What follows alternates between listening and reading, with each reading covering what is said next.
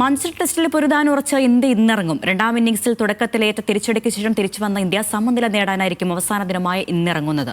അർദ്ധ സെഞ്ചുറിയുമായി ഗില്ലും രാഹുലുമാണ് ക്രീസിൽ. മത്സരം ഉച്ചയ്ക്ക് 3:30 പുനരാരംഭിക്കും. മാഞ്ചസ്റ്റർ ടെസ്റ്റിന്റെ രണ്ടാം ഇന്നിംഗ്സിൽ ഇന്ത്യക്ക് ജീവൻ മരണ പോരാട്ടം.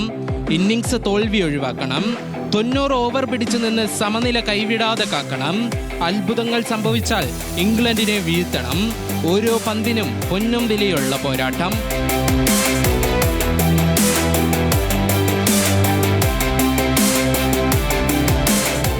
ഒരു റൺസിനിടെ 2 വിക്കറ്റ് നഷ്ടമായി തോൽവി മുന്നിൽ കണ്ടപ്പോൾ ഒന്നിച്ച KL രാഹുൽ, ശുഭ്മാൻ ഗിൽ കൂട്ടുകെട്ടാണ് ഇന്ത്യയെ മത്സരത്തിലേക്ക് തിരികെ എത്തിച്ചത്.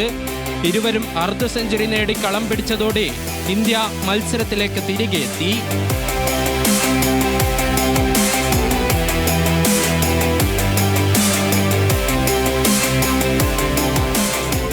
നാലാം ദിനം 7-ന് 544 റൺസ് എന്ന നിലയിൽ ബാറ്റിംഗിനെത്തിയ ഇംഗ്ലണ്ട് 125 റൺസാണ് കൂട്ടിച്ചേർത്തത്.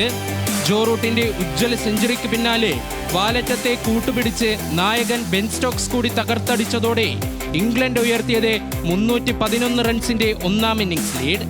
ബെൻ സ്റ്റോക്സ് 141 റൺസ് എടുത്തു.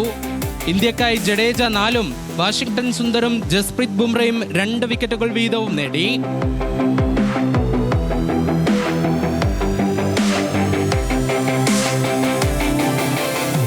രണ്ടാം ഇന്നിംഗ്സിൽ യശസ്വി ജയ്സ്വാളും സായി സുദർശനും 0-ന് പുറത്തായതാണ് ഇന്ത്യക്ക് തിരിച്ചടിയായത്.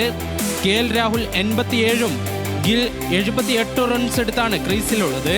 ആദ്യ 2 സെഷനുകൾ ഇന്ത്യ അതിജീവിച്ചാൽ മത്സരം കൈവിടാതെ കാക്കാം. ഋഷഭ് പന്ത് ഇന്ന് കളിക്കാൻ ഇറങ്ങുമെന്നാണ് Indian batting coach Sitanshu Kotak അറിയിച്ചത്.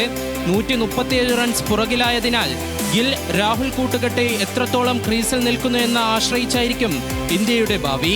മത്സരം കൈവിട്ടാൽ ഇന്ത്യക്ക് പരമ്പരയും നഷ്ടമാകും. Sports desk, news Malayalam.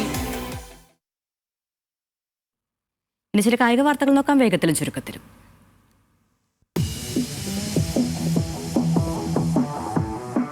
ഈ സ്പോർട്സ് വേൾഡ് ചാമ്പ്യൻഷിപ്പ് ചെസ് ഫൈനലിലേക്ക് യോഗ്യത നേടിയ മലയാളി താരം നിഹാൽ സരീൻ അവസാനഘട്ട യോഗ്യതാ മത്സരത്തിൽ 3 താരങ്ങളെ മറികടന്നാണ് നിഹാലിന്റെ നേട്ടം. അവസാന നിമിഷം യോഗ്യതാ മത്സരത്തിലൂടെ ഫൈനലിലെത്തുന്ന ഇന്ത്യൻ താരമെന്ന റെക്കോർഡും നിഹാൽ സ്വന്തമാക്കി.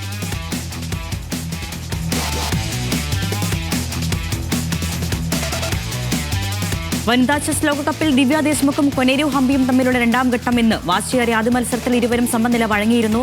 രണ്ടാം ഗെയിം ഇന്ന് വൈകിട്ട് 4:45 ആരംഭിക്കും. ഇന്നും മത്സരം സമനിലയിലായാൽ നാളെ നടക്കുന്ന ടൈ ബ്രേക്കറിൽ ലോക ജേതാവിനെ അറിയാം.